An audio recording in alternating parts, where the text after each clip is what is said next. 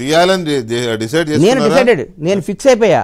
పరమేశ్వర art productions temper లాంటి block buster తర్వాత నేను మళ్ళీ సినిమా తీస్తే రేవంత్ అన్న సినిమా, రేవంత్ అన్న స్టోరీని ద టైగర్ కింద స్టోరీ ఉంటుంది, పైన మంచి పేరు ఆలోచించి ఒక బ్రహ్మాండమైన డైరెక్టర్ మీద సినిమా తీస్తా.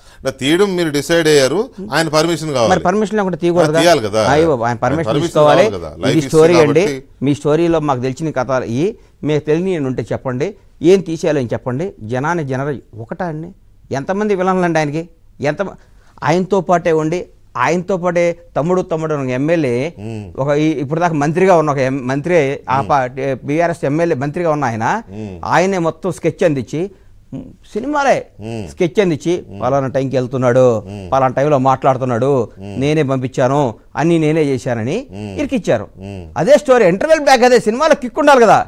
కానీ కిక్కి సిరిగిచ్చారా, బయటకు వచ్చి మీసం చెప్పి తొడగొట్టాడు, జైల్లో పెట్టారు, చెప్పకూడదు తినిపించారు, ఇబ్బంది పెట్టారు, బాధ పెట్టారు.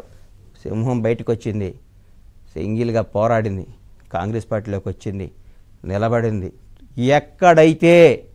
ఎక్కడైతే అసెంబ్లీలో ఆయన ముఖం చూడకూడదు అనుకున్నారో అదే అసెంబ్లీకి నాయకుడిగా వెళ్ళి రేపు కూర్చుంటున్నాడు. ఈ నాయకుడిగా కూర్చొని మాట్లాడితే ఈయన అసెంబ్లీలో చూడటానికి వీళ్ళు అన్నాడు, ప్రతిపక్షంలో కూర్చొని ఆయన అంక చూడాలి.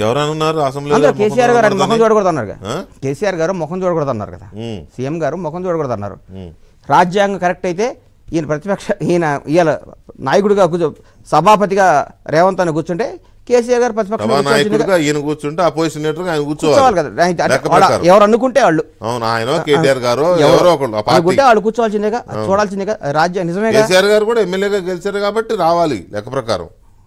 వస్తే మాత్రం చూడాలి, కానీ వస్తారని నేను అనుకోవట్లేదు. అదేంటిది అంటే ఒక అంత హుందాగా ఉన్న మరి చూడాలి. మరి నాకు అనిపిస్తుంది రేవంత్ అన్నని, అసలు రేవంత్ అన్న గౌరవనీయులైన రాష్ట్ర ముఖ్యమంత్రి మాన్యశ్రీ శ్రీ అనుమల రేవంత్ రెడ్డి గారిని పేరు ఎత్తటానికి కూడా బాధపడ్డాళ్ళు. ఆయన ముఖ్యమంత్రిగా అంగీకరించడం అంటే మామూలు విషయం కాదు కదని, అది మామూలు విషయం కాదు కదా, నాటి జోక్ అది.